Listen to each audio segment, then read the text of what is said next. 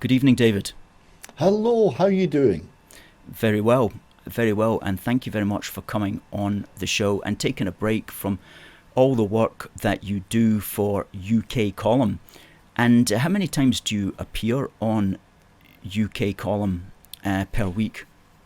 Well, we do a news programme on Mondays, Wednesdays and Fridays, and I'll be on once or twice during the week on those.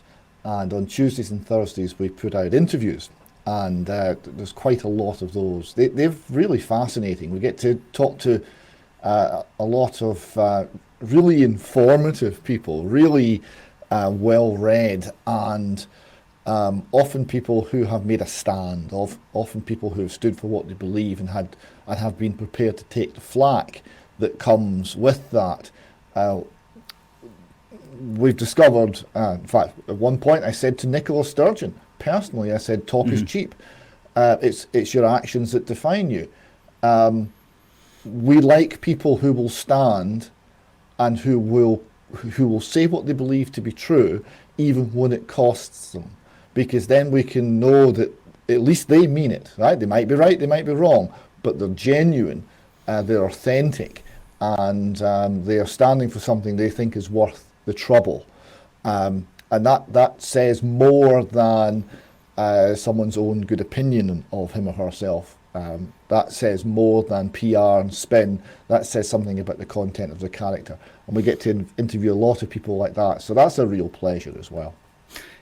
That's a good point, and I like the word that you used, the authentic. And that perhaps brings us into the subject of tonight's debate, and indeed his authenticity, which is our man Hamza, if I can put it like that. And certainly a strange character, a man who, out of one side of his mouth, appears to profess sort of godly religious views, and out of the other side of his mouth doesn't seem to necessarily go along with what one would expect from that particular point of view.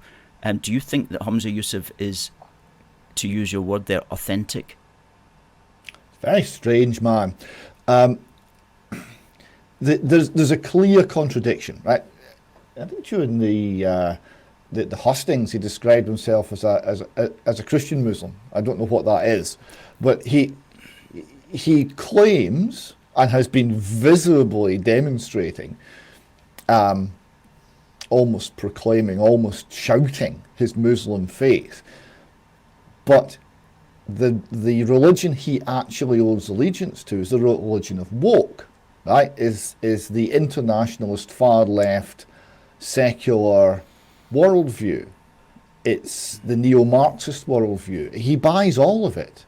He will not say anything against any part of it. And the Muslims in this country who are authentic and who know their faith and know their literature and know what they believe, they see through him. That's why they were supporting Kate Forbes, because they know he's not authentic. So what's the Islamic thing? Is it an identity? Is it sales? What is it? A unique selling proposition? USP? Is it something to give him the appearance of depth? I don't know. I've only met him once, and more on that in a moment. But there's certainly something isn't right, because he claims one set of beliefs and he claims another set of beliefs, and he claims not to see the contradiction. Now, either he's just dim, and we should not dismiss that possibility, or he doesn't have the intellectual courage to face the conflict that he is in the middle of. Either way, it doesn't generate trust. I think people would have a lot more trust for Kate Forbes, who was trying to be honest. I think for the most part was getting some way forward with that. There was a few things she said that were a bit concerning, but for the most part, she was actually struggling with the contradiction between Christianity and politics, and there is one. Let's be quite honest about that. Politics is a dirty game. Christianity it calls you to the very highest standards, and also says that Jesus Christ is King and the Lord God Almighty is sovereign, and those are the standards you follow, whereas politics is based on essentially some sort of sovereignty of mankind. Christianity views sovereignty of mankind as the problem. So there is a contradiction there, and at least Kate Forbes wasn't quite expressing it in those ways, but she was trying to at least be honest about the difficulties. Humza never has been. No, that's well said. Yes, I think that he is a man of contradictions in a way, because he's a child of the SNP in the sense that he got put at top of their regional list in 2011 because the SNP needed a token Asian person, and that's just a fact. I mean, you can say he got there through sheer force of his ability, and certainly in the SNP he wasn't necessarily up against many challengers as far as that's concerned, but he had to get in. They had to get him in, and so they put him at number one at the top of the Glasgow regional list, and of course he was certain to get in. So he's been in, and from that moment on he has understood that he got his lucky break as a consequence of fitting in with doing what he was told by the SNP.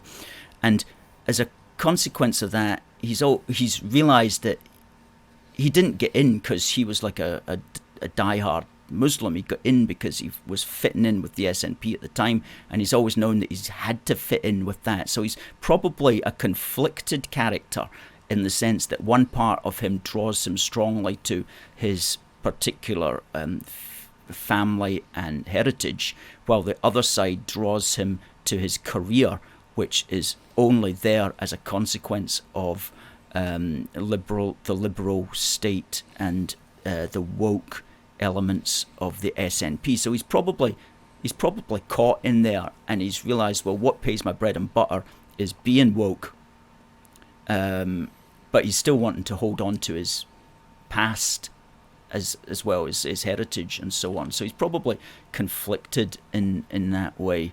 I don't know if that's a fair thing to say, but that's how I see him when I see it. Because that's how I imagine I would be if I was in his shoes. You know, I'd be conflicted in that sense. I mean, this is one of the problems that, many people, the way to their loyalty is they're bought. Cash is king. And one of the messages of Christianity is cash is not king. And you have to pick. You can serve Mammon or you can serve God. You can't serve both. Is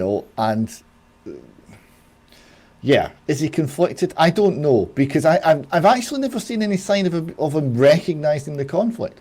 Maybe that's one of the issues. I mean, with Nicola Sturgeon, you never saw any sign of doubt. One of her few, I thought, political qualities was she seemed to exclude all doubt from her mind, at least apparently, so she could speak without it being clouded by, awkward reality, events, facts, things like this.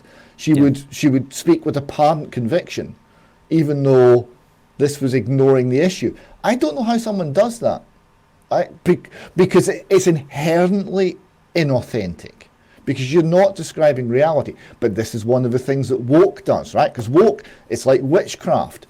They don't use language the way that we use language. We use language to describe reality. Words have meanings. The woke do not. They use language to create reality. So if they want to, an example that you'll be familiar with, if they want to create the reality of an independent Scotland that's part of the EU, an independent Scotland run by the Germans, and they want that, right? And there's a majority of Scots who are against that. They say to the majority of Scots, this is inevitable. It's already a done deal. We're almost there. It's absolutely inevitable. This is going to be, you may as well get on the right side of history, because this is the way we're going. It's all over. Bar the shouting, right? this is to demoralise people. This is to create the reality they want to be. They want you to believe. They want their opponents to believe that they've lost. Right? This is an attempt to manipulate, to gaslight, to demoralise, to affect how people perceive realities. In fact, they're trying to create the reality. Oh, very much so, and they're very good at doing that, and they get away with it as well. And just as a small example that springs to mind, and it's something that's close to our heart, is that the Scottish Nationalist marches, they're always exaggerating them by huge factors, and they're having another march. They had already booked it in for the 6th of May, as it happens, it's the coronation day, but they're going ahead with it anyway. They have a march every May. Last year they had 773 people on it, and they said there was 5,000 on it. Well, this year I see from the National, they're already telling us that there's going to be 10,000 on it. Well, I can guarantee we'll be there, we'll be filming it, and there'll be around about the same as there was last year, give or take a couple of hundred, probably less than 1,000, but we'll see. But they've already got the headlines. There's 10,000 marching against the king in Glasgow. You know, this nonsense. And that gets written into history until you don't know any better. And so they're very good at just doing that. But it's called lying as well. It's a thing that you and I wouldn't want to do. Let me tell you about the one time I've met Hamza. Yes, it was interesting. Yeah. Back in 2016, in the run-up to the Brexit referendum, the BBC were doing a hustings type thing in Glasgow. So I got a ticket and along I went. It was a strange event because the first thing you were asked is, are you pro-Brexit or are you pro-EU or are you undecided? So you would then reveal your position, and the BBC people would put a badge, big sticky badge on you, and the audience was arranged from Brexit to undecided to pro-EU. So off we went, and there was a trawlerman from Peterhead who'd come down for this, and he was wanting to get out of the EU quite badly, and was a fine, forthright gentleman. So he was describing why he wanted to leave, and he referred to Nicola Sturgeon, and he called her Mrs. Murrell, which is, after all, one of her names. Hamza went mental. Right? It stood up, publicly berated him, live on air, this was going out, about how disrespectful and how Nicola Sturgeon was this fine and that fine. So he completely white-knighted for her. Right? He took huge exception. He went after this poor trawlerman. Right? It was really extreme. And I thought, well, wow, what's going on there? Because it wasn't. I hate to think. It wasn't a normal human reaction, right? I mean, okay, you're a politician. There's worse things she could have been called than Mrs. Murrell. Yeah, it sounds like he went all Will Smith on her. I'm surprised he didn't step down from the platform, walk over and slap him, and say, keep Mrs. Murrell's name out of your mouth. You make a good point, but the thing is, he's not married to her. What was he doing that for? Why do you think it was disrespectful? Now, it was. I reflected on this later, and I thought, well, actually, it's a very un-British thing for him to do, because in Britain we have a healthy disrespect for our politicians, and we always have done. And this is a good thing. This is a positive thing. If you go back to the 19th century, when frankly the politicians were way better than the ones we've got now, the newspapers and cartoons lampooning them were vicious. Right? They did not pull punches. Oh, yeah. And the public had a fairly, at least a healthy scepticism about the people who claimed the right to rule over us. And he was saying basically, no, you must show this woman respect. Well, why? Why should we show respect? Respect's earned. If the person doesn't feel respectful, why should he feign it? because that's a profoundly un-British thing to do. It's an un-Scottish thing to do. I mean, I know he's from Pakistani heritage, but born in Glasgow. I don't obviously know what that's like from personal experience, but it was one of the most it was quite a foreign thing to do. It was a foreign approach that he was bringing. I don't know where he got it from. I don't think it was anything to do with Pakistani heritage. As far as I know, I think it was a personal thing. It came across as a personal thing that was just him. But it was a weird response. And that's what he did. And I thought from that point, well, I really don't trust this guy. Because there was also the uncontrolled aspect. And we've seen this also with, I don't know if you saw Deke Jackson, who was standing on basically a libertarian ticket when Humza was introducing all the hate crime, oppressive, fascist legislation. And Deke Jackson stood against him and went along to satirise Humza. And Humza, again, lost the rag, lost his temper, started yelling at him about being a homophobe, and do you want to be a homophobe in your own home? Do you want to be a racist in your own home? All this sort of stuff. It was so intemperate. And again, I don't think that's cultural. I think that's him. That's a good point. That's a good point, because you know the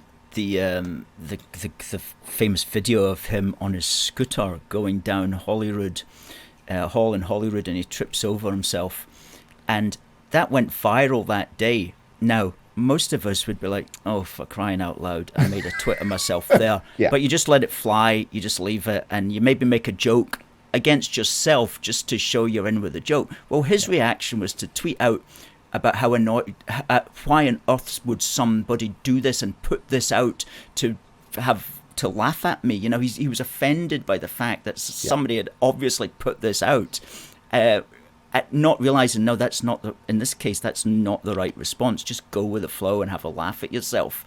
But no, he didn't. So that's doing exactly what you're saying there. Is he takes himself extremely seriously, and we've played that clip. We've played that clip a few times on the call. Yes. It has come up. Yes. Yeah, I'm not surprised. As, of course, as the other famous clip of his, which is him berating everybody for being white. Yes, that's actually far more worrying. Now, I've tried to reach out to him on this because the definition of white is quite interesting. Because there's an American politician who is of African ethnic origin, but is conservative and Christian, and he's been called the black face of white supremacy, right? So you can be white irrespective of what skin colour you've got. Under the woke ideology, white doesn't mean peely-wally. White means peely-wally and a whole lot of other things. Right. And whilst if you actually are Caucasian, you probably can't ever get away from that original sin in the way that the woke look at you. You can inherit that if you are, irrespective of what colour you have to be. And so I've reached out to him to say, like, okay, saw your speech. What do you mean by white? And also reached out to Sarwar, who he nicked the speech from, who said something very similar about 6 months before. Unfortunately so, yeah. And asked him the same question. I've asked them each 3 times, and they will not respond. I cannot get a response. I want to understand their definition of white. Because it's, if you support the monarchy, that's an example of whiteness. If you support 2 + 2 = 4, that's whiteness.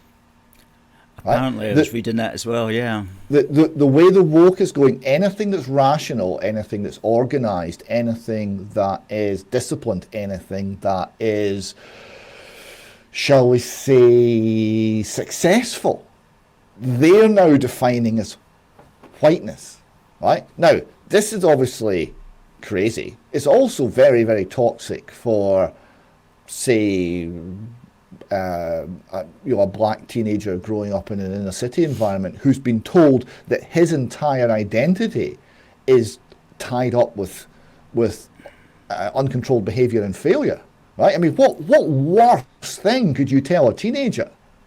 I can't imagine anything more cruel. So it's a very toxic ideology, no matter what skin colour you happen to be. But he used the word, and I wanted to understand what he thought he was saying, right? Because it sounded like he just didn't like Scottish people. It sounded like, was it Edward I as a claim to be said, the problem with Scotland is it's full of Scots. It seemed to be that's what he was saying. Yeah. There might be more to it. I tried to find out. I couldn't find out. Yeah. Well, good point. Regarding that Edward I quote, I think that's actually a Mel Gibson quote. I don't think it can actually be found in the records, but it certainly worked in the film very well. But you're right. And what's interesting now is, though, now that he is the First Minister, is he going to stop with that language? And is he going to say, yeah, after all, Scotland's not racist? I'm sorry I got all of that wrong, because obviously I'm now First Minister, and so take back everything I said? Or is he just going to, is it not actually going to make any difference to his worldview? And I think it will, of course, be the latter, because I think we'll all still be as racist as we ever were, apparently, even though he's now the First Minister. Well, that's the way I think it's probably likely to go. And if you disagree with that, then he'll bring in another hate law to say that you can't defame the First Minister. So he's the First Minister.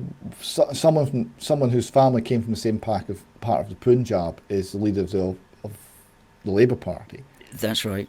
And this is on I don't know what the Asian population of Scotland is, 3% or something. It's not huge.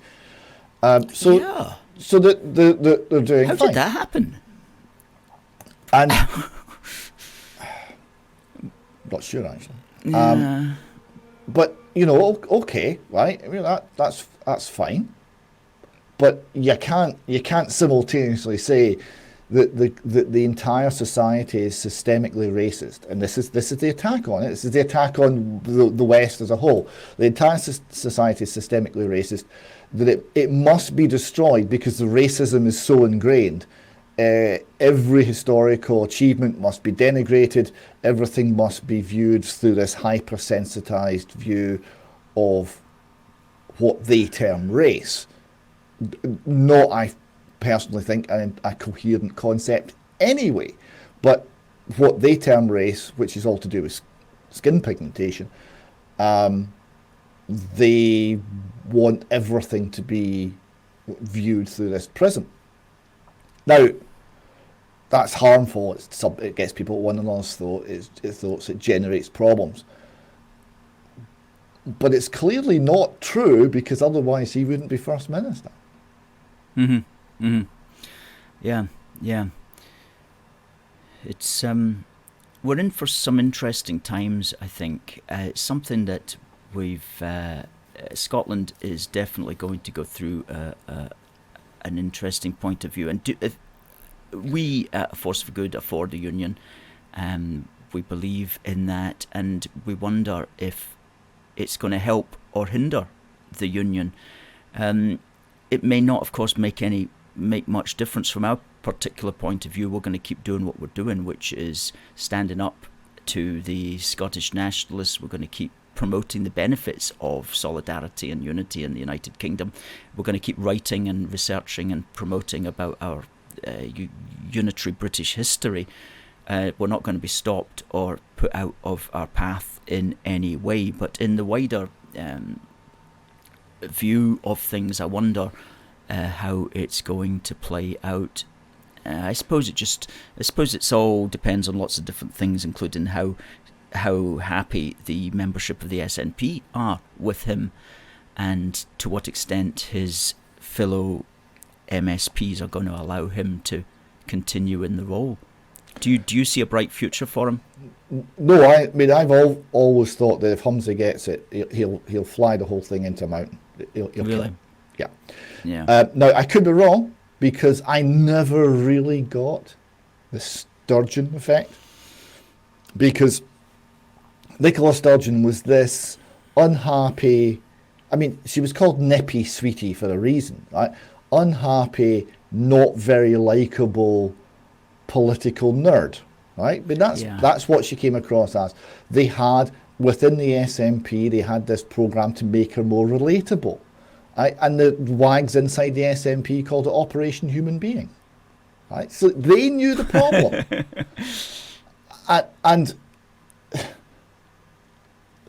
And I thought the likability problem never really went away. Now, I've met her once in person, and it was quite interesting because the initial response was ordinary lassie seemed fine, right? Didn't seem a problem. When I pushed her a little bit, I got what was clearly a scripted response. It was like hitting the replay button about, here's the set answer to what you're asking me. And it was like talking to someone who'd just been well drilled. Yeah. Don't think about it, this is the answer. Right? That's the impression I got. And when I pushed again, I saw anger. I don't know what to make of that. It was a short exchange, right? But she didn't like being pushed. And so, but I never really got why. I mean, she was quite good at deflecting, right? She'd mastered the deflector shield technique. She'd mastered the ability to talk as though she actually believes what she's saying, right? And just ignore all the facts, and that was it. And the other politicians quite rated. I mean, I spoke to one or two conservative politicians. They thought she was quite good. I never did, because she was so absent of the ability of like statecraft and actually building a nation. She was just destroying the nation. If you were, like, leaving aside pro-union and anti-union, if you're trying to build up Scotland to a point where it can be actually independent, you would do the exact opposite of everything Nicola ever did. Right? The exact opposite. So she didn't seem to have the intelligence or the ability to do this. But I never got why people kind of tolerated it or voted for it. So maybe Humza will surprise me, because I could be wrong on him as well. But I always felt that there would be a move, that the people of Scotland would take one look at him and just say, nah, that's a step too far. That may indeed be what is going to happen, and we'll have a much better idea after the general election, which is likely to happen sometime next year, whether in the spring or the autumn or indeed the winter of next year.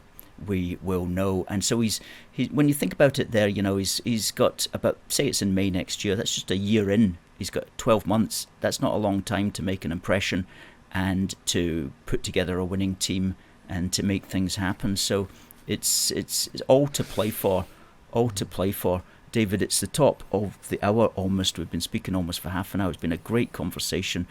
Lots of good points that we've made tonight. Thank you very much for your input. We've been putting up your addresses for people to get to you. UK Column broadcasts every day at ukcolumn.org. And they're also on Facebook at facebook.com/UK Column and on twitter.com/UK Column. Ignore that last one, that's a mistake. It's just UK Column. Twitter.com/UK Column. So check out UK Column, folks, and you'll see David regularly, along with a lot of other great analysts who have got a lot to say. You're the Scottish expert there, but all the others are expert in their own field. Any closing words, David? One time we must have a longer conversation about this. What is the SNP? The SNP, in a large regard, has become an anti-British alliance. Right? The only thing that unites them is their animosity towards the idea of the British. And this is strange because obviously the Scots are British, so it makes them this strange thing. They're an anti-Scottish Scottish National Party, which is a very bizarre beast, and it brings up all of these contradictions. I know we're out of time, but maybe some other time we can have a deeper dig into those issues. Absolutely. Well, what we'll do is our assistant producer will contact you and we'll get that rigged up for a time at your convenience, because that sounds like a really good thing that we could put together. Great stuff, David. Just remains for me to say thanks very much. More power to your elbow, as always, and hopefully we'll see you back shortly.